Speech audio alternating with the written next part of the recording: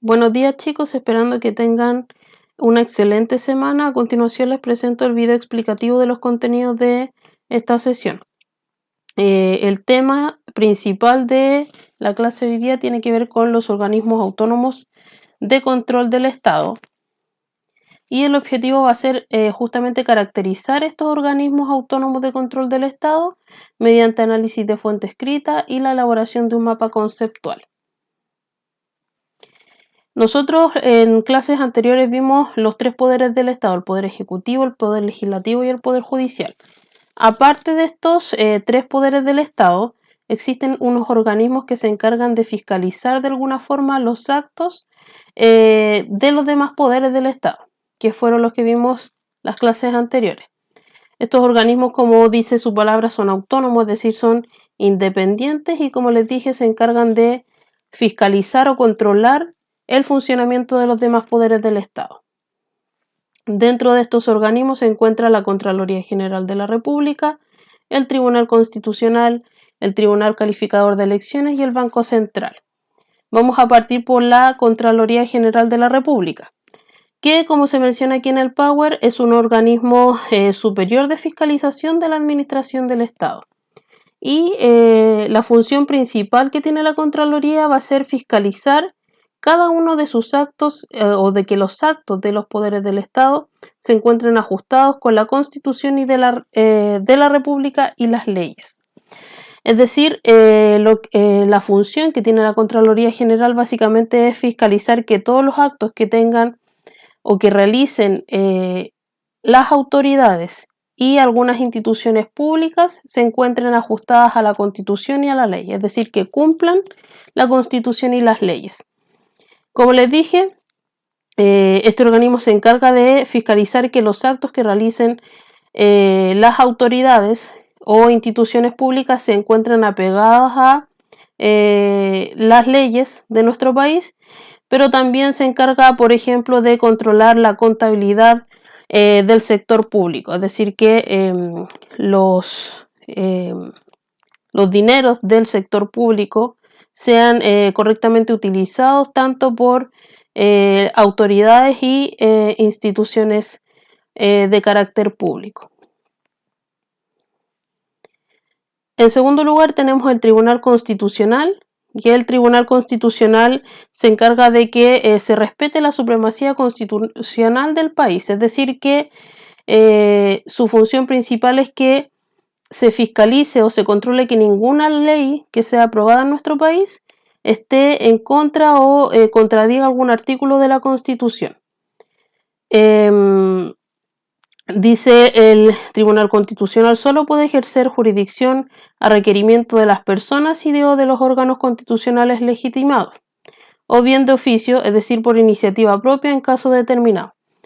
Debe actuar entonces el Tribunal Constitucional a partir de el requerimiento de la revisión de determinada ley, que ese requerimiento lo pueden hacer personas, órganos constitucionales legitimados como el Congreso, el Poder Ejecutivo, o también puede realizarlo por iniciativa propia. Como les digo, la función principal del Tribunal Constitucional es justamente que revisar que ninguna ley que se apruebe en nuestro país vaya en contra de la Constitución.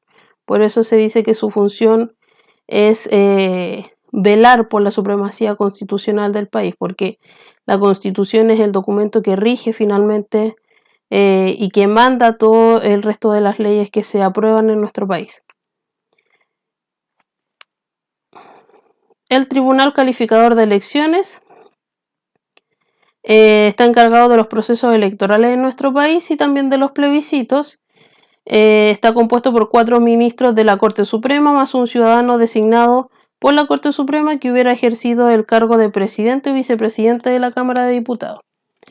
Y tiene también sedes regionales que se responsabilizan de calificar las elecciones en el caso de los consejeros regionales, los alcaldes y concejales, elecciones gremial y vecinal. Es decir, el Tribunal Calificador de Elecciones se encarga básicamente de fiscalizar los procesos electorales en nuestro país.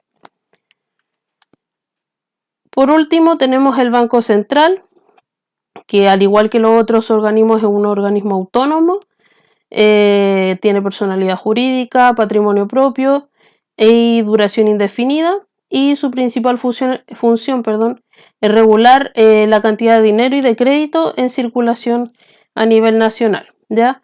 De eso se encarga el Banco Central.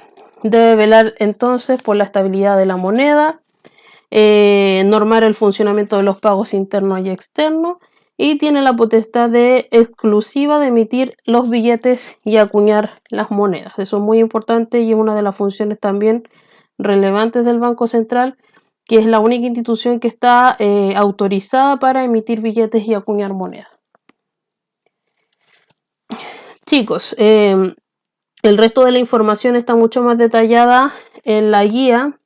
La idea es que mi explicación no sea tan extensa para que ustedes puedan trabajar con la guía. Yo les doy solamente las funciones principales y si ustedes pueden extraer y trabajar con su material de estudio. De todas formas, cualquier duda me pueden escribir vía Classroom. Ahora, la guía aparece el objetivo también de la clase, que era caracterizar los organismos autónomos del Estado mediante análisis de fuente escrita y elaboración de mapa conceptual. Para iniciar la guía hay una parte de explorar sus conocimientos y ustedes tienen que completar en las ramas del árbol cualquier idea que ustedes sepan del Tribunal Constitucional, de la Contraloría General, del Tribunal de Elecciones o del Banco Central. Completar entonces qué saben de esas instituciones, si tienen conocimiento con respecto a sus funciones, a quienes las constituyen, etc. A continuación ya viene la información.